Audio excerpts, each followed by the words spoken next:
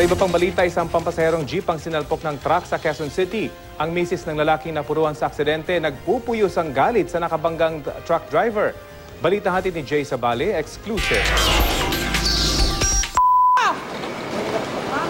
Patayin mo kami! Hindi po sapat ang buhay mo para sa asawa ko! Hindi ako tinulak ng asawa ko! Ako dapat ang naipit mo! Walang pagsidlan ng galit si Reza Bicalan nang abutan niya ang truck driver na nakaksidente sa sinasakyan nilang jeep ng kanyang asawa. Habulin ko yung talaga!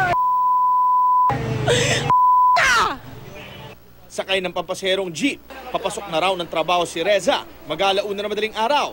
Ihahatid siya ng kanyang asawa na si Juancho Bicalan. Pero pagdating sa intersection ng E. Rodriguez at Araneta Avenue, dito na nasa pool ng palikong 18-wheel truck ang kanang bahagi ng jeep.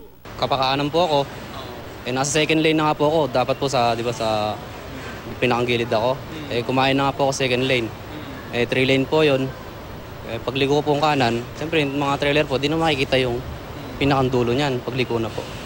Yun lang po. Wala naman naramdaman ang mga sakay ng truck.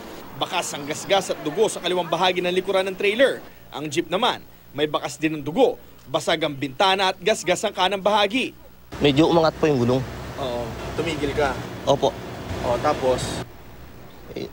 Yun nga po, yung sumisigaw ni babae na dali niya sa amin dito po sa may St. Luke's.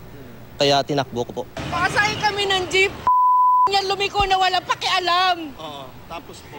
Tinulak ako na asawa ko, nakaupo ako doon sa pangalawang ng jeep. Kung hindi ako tinulak ng asawa ko, ako dapat ang dali sa likuran. Ano po nangyari sa asawa? Baliw kami ng ganito ng asawa ko. Balimbali, wala na, hindi na makaduktong. Pero sa halip na huminto, dumiretso lang raw ang truck na nakaksidente. Dito na nakuha ang atensyon ng mga traffic auxiliary ng ginagawang Skyway Stage 3 sa lugar. Bigla namin hinabol kasi gawa nga ng alam namin may taong nabangga. Kaya ngayon, yung buti naman at traffic, medyo nahabol namin yung truck. Kasalukuyang nasa St. Luke's Medical Center si Juancho Bicalan na kinakailangang operahan upang muling maipagdugtong ang braso.